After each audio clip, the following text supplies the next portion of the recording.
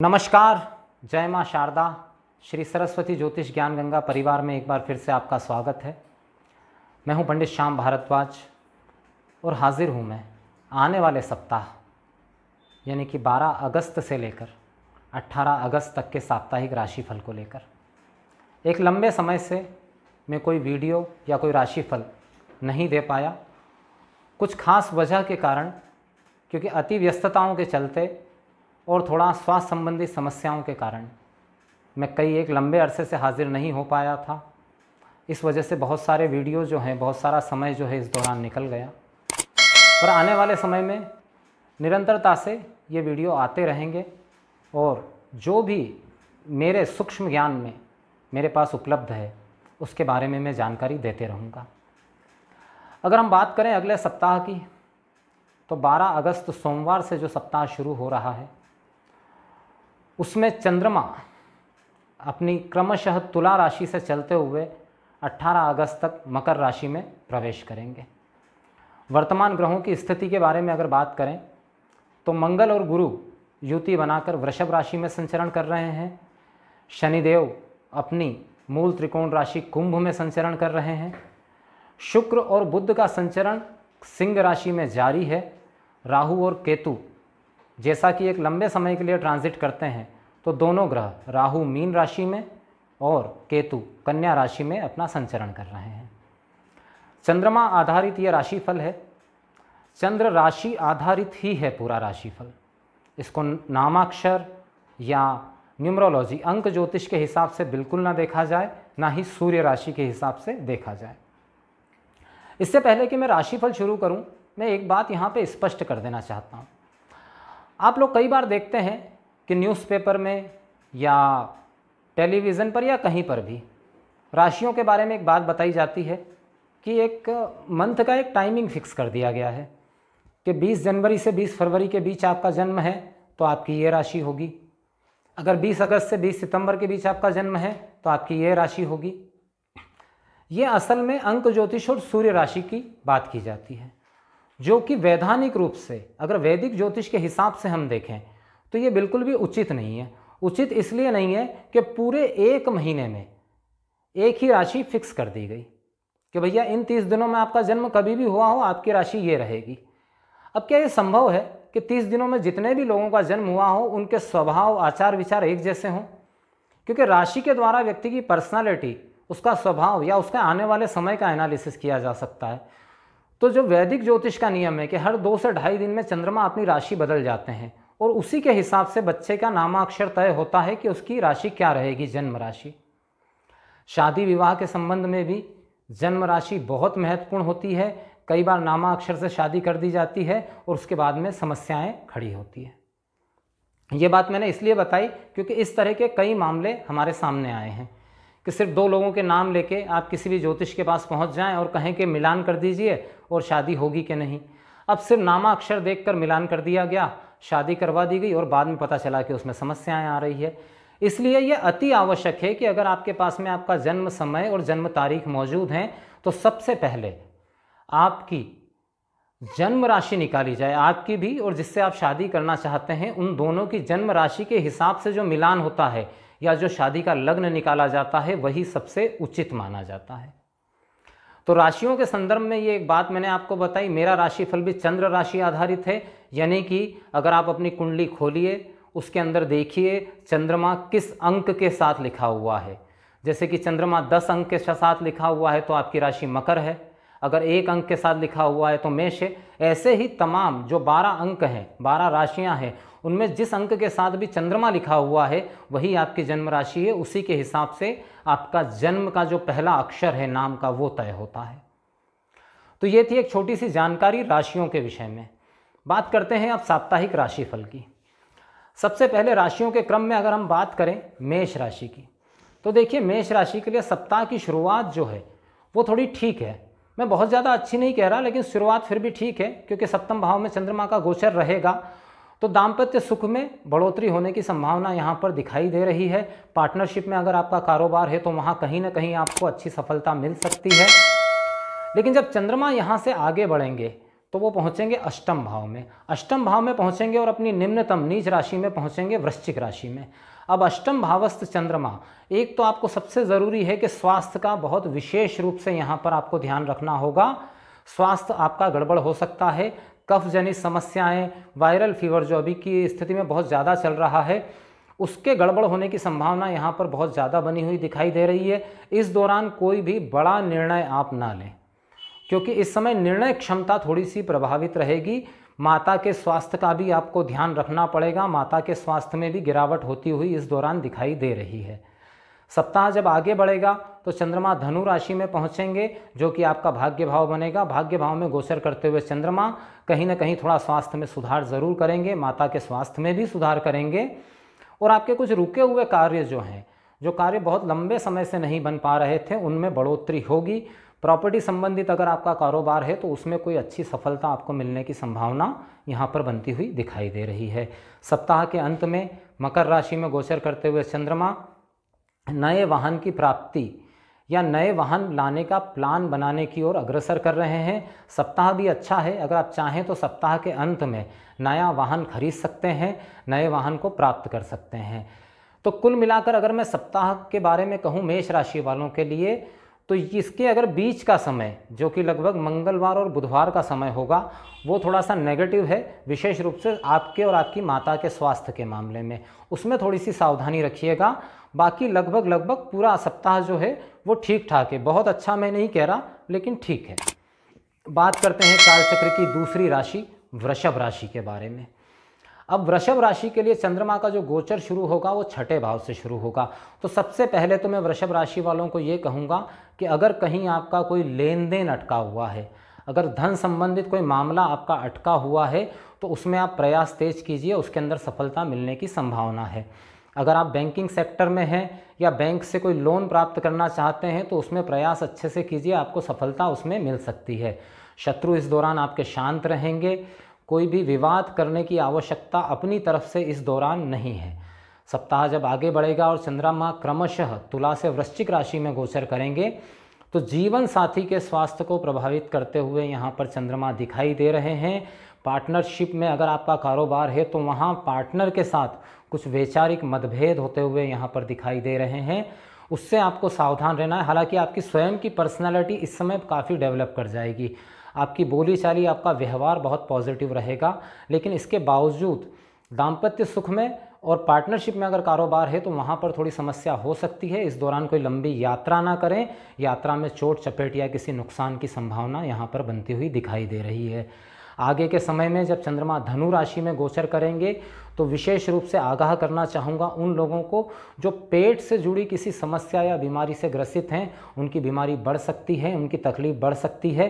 खान पान में थोड़ी सी सावधानी रखें, अन्यथा स्वास्थ्य आपको नुकसान पहुंचा सकता है। सप्ताह का अंत आपके लिए बड़ा सर्वश्रेष्ठ रहने वाला है। इस समय आपका पराक्रम बड़ा रहेगा। भाई बहनों के बीच में अगर कोई मनमुटाव चल रहा था लंबे समय से, तो उसके समाप्ति की संभावना यहाँ पर दिखाई दे रही है। भाग्य भाव में गोचर करते हुए चंद्रमा कहीं न कहीं भाग्य का सहयोग आपको दिलवाते रहेंगे और भाग्यवश आपके बहुत सारे काम बन सकते हैं। बात करते हैं कालचक्र की तीसरी राशि मिथुन राशि के विषय में। अब देखिए, मिथुन राशि के लिए सप्ताह की जो शुरुआत है वो पंचम भाव के चंद्रमा से हो रही है। अब पंचम भाव में गोचर करते हुए चंद्रमा बहुत अच्छे तो नहीं माने जाते हैं। उसकी वजह यह है कि पंचम भाव में जब चंद्रमा गोचर करते हैं तो एक तो विचारों की अधिकता कर देते हैं, बहुत ज़्यादा विचार आपके मन में आ सकते हैं। आप थोड़ी देर के लिए आपका जो माइंड है वो थोड़ा इनबैलेंस हो सकता है, तो विचारों को ज़रा नियंत्रण में रखने का कोशिश करिएगा। सावन का महीना चल रहा है, तो इस समय अगर आप ओम नमः शिवाय का जप अधिक से अधिक करते हैं तो थोड़ी सी स्थिरता जो है बुद्धि में बनी रहेगी। विद्यार्थियों के लिए ये समय थोड़ा सा ये कह सकते हैं कि टेस्ट वाला हो सकता है, क्योंकि वो कंसंट्रेशन बनाने की कोशिश करेंगे पर शायद उतना कंसंट्रेशन बन ना पाए। आपका मन बार बार बहुत ज़्यादा भटक सकता है। थोड़ा सा इस मामले में आपको सावधानी यहाँ पर रखनी ही होगी। उसके बाद बात करें, अगर सप्ताह आगे जब बढ़ेगा तो चंद्रमा पहुँचेंगे वृश्चिक राशि में, जो कि छठा भाव है। छठे भाव में पहुँचे हुए चंद्रमा बाकी चीज़ों के लिए तो ठीक है, लेकिन आपके स्वयं के स्वास्थ्य के लिए थोड़ा सा डिस्टर्बेंस पैदा यहाँ पर करते हैं। बाकी चीज़ों के लिए ठीक किन चीज़ों के लिए है, तो लेन देन के मैटर के लिए ठीक है। कहीं अगर आप किसी कॉम्पिटिटिव एग्ज़ाम का हिस्सा बनने वाले हैं स्टूडेंट, तो उसके लिए बहुत अच्छा है। लेकिन दिक्कत कहाँ पर है? दिक्कत वहाँ पर है कि कफ जनित समस्याएं, चाहे वो सर्दी, खांसी, सिर दर्द, इस तरह की जो समस्याएं हैं ये आपको हो सकती है। अगर ऐसा कुछ भी लगता है तो आप उसका प्रॉपर ट्रीटमेंट ज़रूर लें, क्योंकि इस समय पे थोड़ी सी स्वास्थ्य संबंधी दिक्कत अगर हो सकती है जो कि आपके काम को बाधित कर सकती है। बाकी जो है, बाकी समय आपके पक्ष में है। सप्ताह के अंत में जब चंद्रमा धनु राशि में पहुँचेंगे सप्तम भाव के अंदर, तो वहाँ पर देखिए जो अविवाहित लोग हैं उनके विवाह की बात होने की या विवाह तय होने की संभावना यहाँ पर बनती है। पार्टनरशिप में अगर आपका कारोबार है या आप करना चाहते हैं तो उसकी भूमिका यहाँ पर तैयार होती हुई दिखाई दे रही है। मिथुन राशि वाले इस समय थोड़ा सा अपने इमोशन पर, भावुकता पर थोड़ा कंट्रोल ज़रूर रखें, क्योंकि भावनावश लिया गया कोई निर्णय आपको बाद में तकलीफ पहुंचा सकता है। सप्ताह के अंत में अष्टम भाव में गोचर करते हुए चंद्रमा स्वास्थ्य का विशेष ध्यान रखने के लिए कह रहे हैं, लेकिन इस समय एक बड़ा बेनिफिट आपको हो सकता है। बड़ा बेनिफिट ये कि परिवार के मध्य अगर कोई कलह, कोई कटाक्ष वाली स्थिति चल रही थी तो उसमें सुधार होगा। दूसरा, आपकी वाणी इस समय पे बहुत अच्छी रहेगी, आपकी बोली का प्रभाव बड़ा ज़बरदस्त रहेगा। इस दौरान अगर आप किसी ऐसे बिजनेस से जुड़े हुए हैं जहां बोलने की इंपॉर्टेंस बहुत ज़्यादा है तो इसमें आपको बड़ी सफलता मिल सकती है। कॉल सेंटर में काम करने वाले लोग, शेयर मार्केट एडवाइजरी में आदि में काम करने वाले लोगों के लिए बोली के द्वारा एक बड़ी सफलता यहाँ पर मिलने की संभावना दिख रही है। धन लाभ की भी संभावना यहाँ पर बहुत अच्छी बनी हुई है। बात करते हैं कालचक्र की चौथी राशि कर्क राशि के विषय में। अब देखिए, कर्क राशि के लिए सप्ताह की जो शुरुआत है वो चौथे भाव के चंद्रमा से हो रही है, जो इस बात की ओर इंगित कर रहे हैं कि माता के स्वास्थ्य में अगर लंबे समय से कोई समस्या चल रही थी तो उसमें सुधार की संभावना यहाँ पर बनती हुई दिखाई दे रही है। अब क्योंकि चंद्रमा आपकी राशि के ही मालिक हैं तो चौथे भाव में गोचर करते हुए चंद्रमा वाहन या भूमि संबंधित किसी सौदे के लिए बड़े ही पॉजिटिव नज़र आ रहे हैं। उस कार्य में आपको कोई अच्छी सफलता यहाँ पर मिलती हुई दिखाई दे रही है। सप्ताह जब आगे बढ़ेगा तो पंचम भाव में गोचर करते हुए चंद्रमा संतान के साथ में कुछ खटराक या विवाद की स्थितियों को जन्म दे सकते हैं, वैचारिक मतभेद को जन्म दे सकते हैं। तो संतान के साथ में थोड़ा सा विवाद आपका हो सकता है, इस बात की यहाँ पर संभावना बनती है। उस मामले में थोड़ा सा सावधान रहें। मध्य सप्ताह से आगे बढ़ने पर जब चंद्रमा धनु राशि में गोचर करेंगे छठे भाव में, तो इस वक्त आपकी सर्वत्र विजय होगी। अगर कोई भी आपके शत्रु आपको परेशान कर रहे थे, कोई नेगेटिविटी बनी हुई थी, लोन संबंधित कोई काम अटका हुआ था या आपका धन कहीं अटका हुआ था, उसकी प्राप्ति नहीं हो रही थी, तो उस सब के प्राप्ति की संभावना यहाँ पर बनती है। सप्ताह के अंत में सप्तम भाव में गोचर करते हुए चंद्रमा थोड़ा सा पति पत्नी के बीच में थोड़ा सा मानसिक कलह की संभावनाओं को दिखा रहे हैं। थोड़ा सा वहाँ पर आपको संयम बरतना है, लेकिन कार्य क्षेत्र में इस दौरान कोई बड़ी सफलता की संभावना आपको सप्ताह के अंत में दिखाई दे रही है। बात करें अगर काल चक्र की पांचवी राशि कर्क राशि के विषय में। अब देखिए, कर्क राशि के लिए तीसरे भाव से चंद्रमा का गोचर शुरू होगा, माफ़ कीजिएगा, पांचवी राशि सिंह राशि के विषय में। अब अगर सिंह राशि के विषय में बात करें तो सिंह राशि के लिए तृतीय भाव से चंद्रमा का गोचर शुरू होगा। तृतीय भाव के चंद्रमा आपके लिए ठीक हैं, आप कहीं किसी यात्रा पर जा सकते हैं और यात्रा खुशनुमा रह सकती है। आप पारिवारिक यात्रा पर भी जा सकते हैं, लेकिन इस दौरान खर्च आपका बहुत बढ़ जाएगा। यात्रा में अनचाहा खर्च आपका बढ़ सकता है, इस मामले में आपको सावधान रहना होगा। मेरी सलाह ये है कि अगर आप कोई बजट बनाकर चल रहे हैं या आर्थिक स्थिति ऐसी नहीं है तो इस दौरान कोशिश करें यात्रा को टालने की, क्योंकि यात्रा रहेगी तो अच्छी, लेकिन बाद के समय में आपको पता चलेगा कि आपने आवश्यकता से अधिक इस समय पे खर्च कर दिया, और स्वास्थ्य का भी इस समय पे आपको विशेष ध्यान रखना पड़ेगा। आगे के सप्ताह में जब चंद्रमा वृश्चिक राशि में गोचर करेंगे यानी कि चौथे भाव में, तो सबसे पहले आपको सावधान हो जाना है। एक तो आपका वाहन खराब हो सकता है जिसके अंदर आपका एक्सपेंस बढ़ सकता है, चोट एक्सीडेंट की भी संभावना यहाँ पर बढ़ी हुई दिखाई दे रही है। माता के स्वास्थ्य में बहुत ज़्यादा गिरावट आ सकती है, इस बात का आपको विशेष ख्याल रखना पड़ेगा। अगर स्वास्थ्य में गिरावट नहीं आएगी तो माता के साथ विवाद की संभावना यहाँ पर बहुत बढ़ जाएगी। प्रॉपर्टी, वाहन संबंधित अगर कोई सौदा आप करना चाहते हैं तो इस दौरान बिल्कुल ना करें, क्योंकि वो आपके पक्ष में नहीं होने वाला है, आपका नुकसान हो सकता है। हाँ, कार्य क्षेत्र में ज़रूर आपके संबंध मजबूत होंगे, लोगों के साथ आप जुड़ेंगे, नई डील या नया सौदा या नया कार्य इस दौरान आपको मिल सकता है। आगे के सप्ताह में जब पंचम भाव में चंद्रमा का गोचर होगा तो वो गोचर थोड़ा सा तनाव देने वाला होगा। संतान के किसी व्यवहार की वजह से, किसी बात की वजह से आप तनावग्रस्त हो सकते हैं। संतान की किसी गलत आदत की वजह से आप तनावग्रस्त हो सकते हैं। हालांकि धन लाभ की स्थितियां इस दौरान भी आपके लिए बनी रहेगी, लेकिन संतान के साथ में व्यवहार में इस समय विशेष ध्यान रखना है। दूसरी चीज़, जो स्टूडेंट हैं सिंह राशि वालों के लिए, वो किसी प्रेम प्रसंग में पड़ सकते हैं जिससे उनका माइंड डिस्ट्रैक्ट हो सकता है, तो थोड़ा सा इस मामले में भी सावधानी रखें। सप्ताह के अंत में छठे भाव में गोचर करते हुए चंद्रमा कहीं ना कहीं स्वास्थ्य में थोड़ा सुधार ज़रूर आपके लिए लेकर के आएंगे, लेकिन इस दौरान भी खर्च आपके बहुत बड़े चढ़े रहेंगे। कुल मिलाकर अगर मैं कहूँ तो सिंह राशि वालों के लिए बहुत अच्छा सप्ताह नहीं कहा जा सकता। इस समय पे आप विशेष रूप से सूर्य देवता को अर्घ्य दीजिए और गायत्री मंत्र का जप करिए, तो आप बहुत सारी परेशानियों से बचे रहेंगे, क्योंकि सप्ताह बहुत अच्छा नहीं मालूम पड़ रहा। बात करते हैं कालचक्र की छठी राशि कन्या राशि के विषय में। अब देखिए, कन्या राशि के लिए चंद्रमा का गोचर द्वितीय भाव से शुरू होगा, जो कि अच्छा है। एक तो कुटुंब में एकता, स्थिर धन बढ़ने की संभावना। शुरुआती सप्ताह में आपकी वाणी अच्छी रहेगी, आप अपने वाणी के प्रभाव से बहुत सारे काम जो हैं बना लेंगे, और धन लाभ भी होगा और धन में बचत भी होगी। दोनों चीज़ें शुरुआत में बनी रहेगी। उसके बाद वृश्चिक राशि में गोचर करते हुए चंद्रमा जब पराक्रम भाव में पहुंचेंगे तो बड़े भाई के साथ में मनमुटाव की स्थितियां यहाँ पर कन्या राशि वालों के लिए दिखाई दे रही है। बड़े भाई के साथ में विवाद भी हो सकता है, टेंशन भी हो सकता है, कोई मतलब व्यर्थ पराक्रम आपके जीवन में आप कर सकते हैं जिसका कोई लाभ आपको प्राप्त ना हो। भाग्य जरूर इस समय पे सहयोगी रहेगा, अटके हुए काम भी बनेंगे, लेकिन इंस्टेंट उस समय पे जो आप काम करेंगे शायद उसका लाभ आपको तात्कालिक रूप से ना मिल पाए। उसके बाद में चौथे भाव में जब चंद्रमा पहुंचेंगे धनु राशि में गोचर करते हुए चंद्रमा कहीं ना कहीं वाहन और भूमि के सुख का आपको लाभ दिलाने वाले हैं। धन लाभ की स्थितियां भी इस समय बनी रहेगी। जमीन जायदाद से संबंधित अगर आपका कोई काम अटका हुआ था तो उस काम के बनने की संभावना है, और धन लाभ की प्रबल संभावना यहाँ पर दिखाई दे रही है।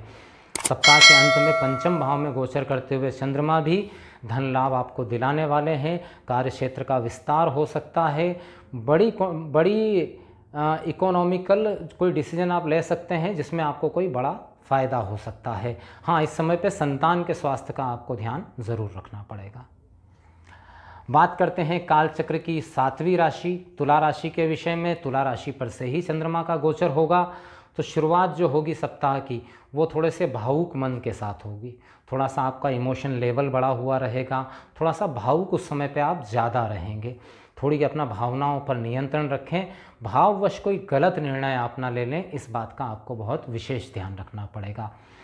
आगे सप्ताह में जब वृश्चिक राशि में चंद्रमा का गोचर होगा तो एक चीज़ के लिए लाभदायक है कि कहीं ना कहीं स्वास्थ्य में ज़रूर सुधार होगा। आपके स्वास्थ्य में भी सुधार होगा और कार्य क्षेत्र में भी आपको कहीं ना कहीं कोई अच्छी सफलता मिलने की संभावना यहाँ दिख रही है।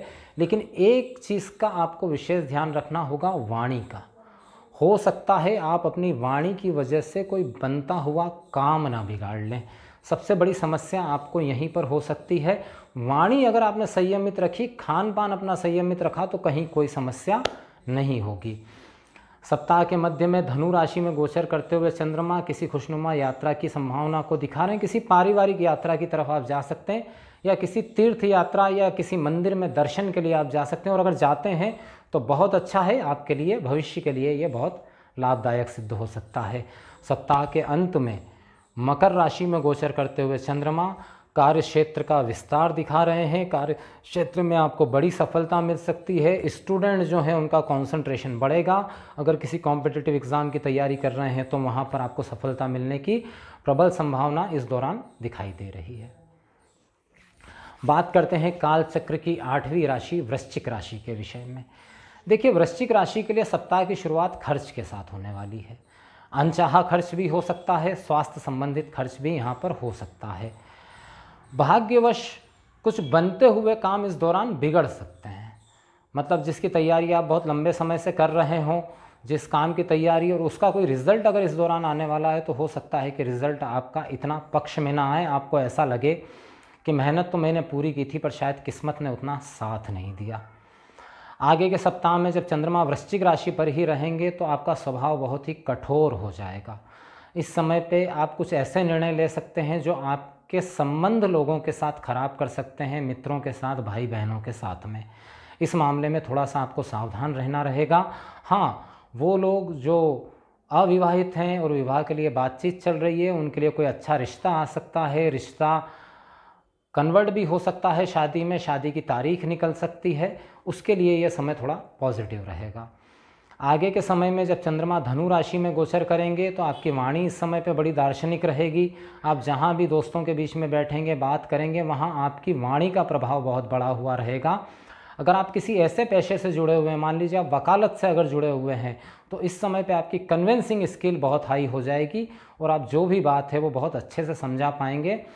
तो अगर आप कोर्ट में भी हैं तो वहाँ पर फैसले आपके पक्ष में आने की संभावना बहुत बड़ी हुई रहेगी।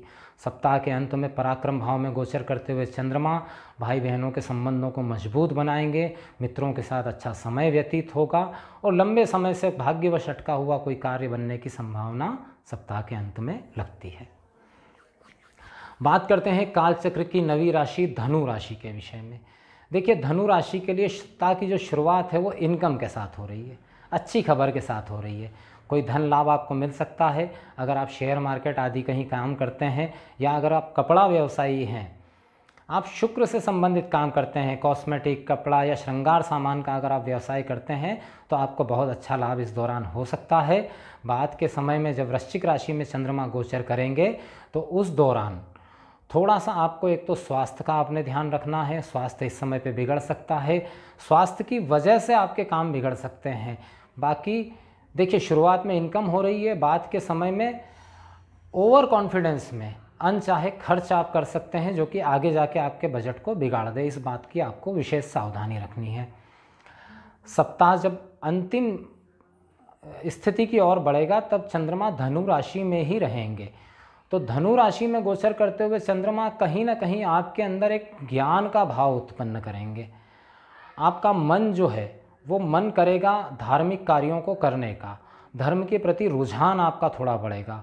विद्यार्थियों के लिए ये बहुत अच्छा समय है। विद्यार्थी अगर किसी कॉम्पिटिटिव एग्ज़ाम की तैयारी कर रहे हैं तो उसमें उनको कोई बड़ी सफलता इस समय मिल सकती है, लेकिन क्योंकि अष्टमेश होकर के चंद्रमा लग्न में रहेंगे तो कुछ अनैतिक विचार भी आपके मन में पैदा हो सकते हैं, या शॉर्टकट लगाने का भी आप सोच सकते हैं, जिसमें आपको सावधान रहना है। सप्ताह के अंत में मकर राशि में गोचर करते हुए चंद्रमा आपकी वाणी के प्रभाव को बढ़ाएंगे। स्वास्थ्य में निश्चित रूप से आपके सुधार होगा। थोड़ा कौटुंबिक कलह की संभावना यहाँ पर बनी हुई है, उससे बचने का प्रयास करिएगा। बात करते हैं काल चक्र की 10वीं राशि मकर राशि के विषय में। देखिए, मकर राशि के लिए सप्ताह जो है वो दशम भाव के चंद्रमा के साथ शुरू हो रहा है। तो निश्चित रूप से अगर आपका कारोबार पार्टनरशिप में है तो पार्टनरशिप में आपको बड़ी सफलता यहाँ पर मिलने की संभावना दिख रही है। आपके स्वयं के कार्य क्षेत्र में भी आपको बड़ी सफलता मिल सकती है। अगर आप लंबे समय से किसी इंक्रीमेंट या प्रमोशन का इंतज़ार कर रहे थे तो उसमें सफलता आपको यहाँ पर मिलती हुई दिखाई दे रही है।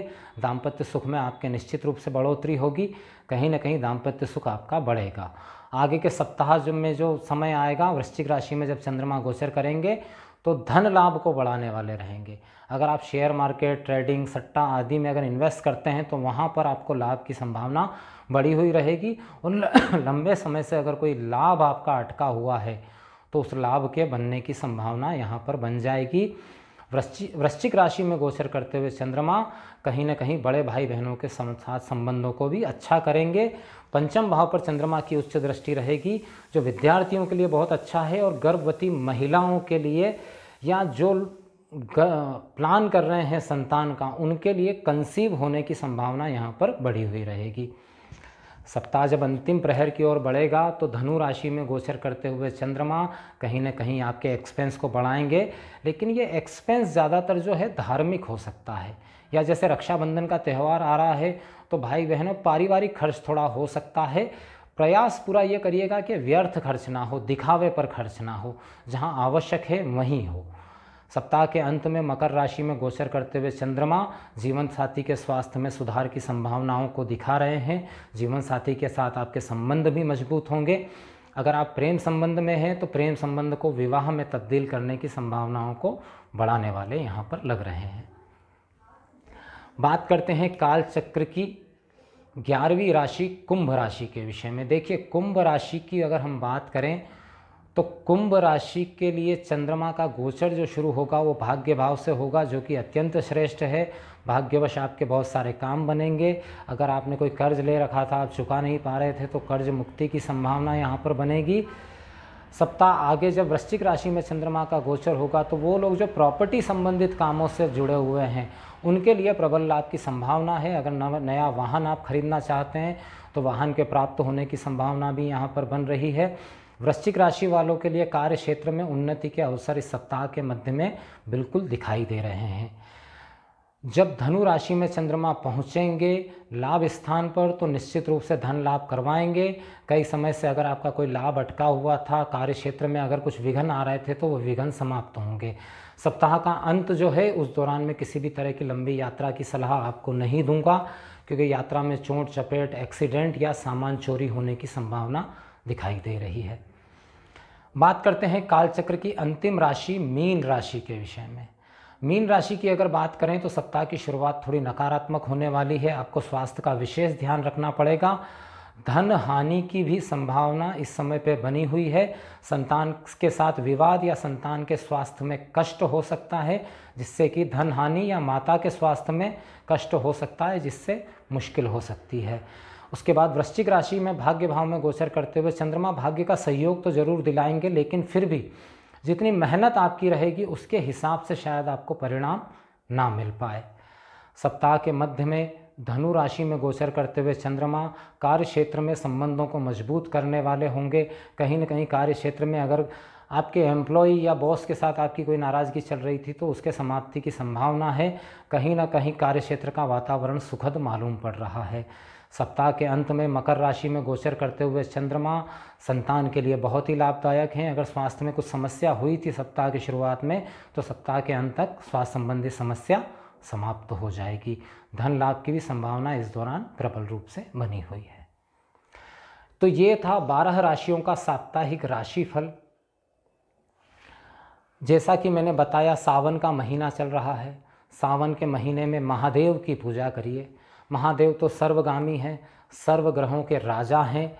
तो मैंने जिनके लिए भी नकारात्मक स्थिति बताई है ग्रहों की, वो ज़्यादा कुछ नहीं करें, सिर्फ थोड़ा सा दूध और जल लेकर के महादेव को अर्पित करें और ओम नमः शिवाय जप के साथ में महादेव को अर्पित करके और उनका अभिषेक करें, तो ही आप बहुत सारी समस्याओं से बचे रह सकते हैं। बस इसी के साथ आज साप्ताहिक राशिफल में अपने सब शब्दों को यहीं विराम देता हूँ। फिर हाजिर होता हूँ एक नए विषय, एक नई जानकारी के साथ। जय मां शारदा।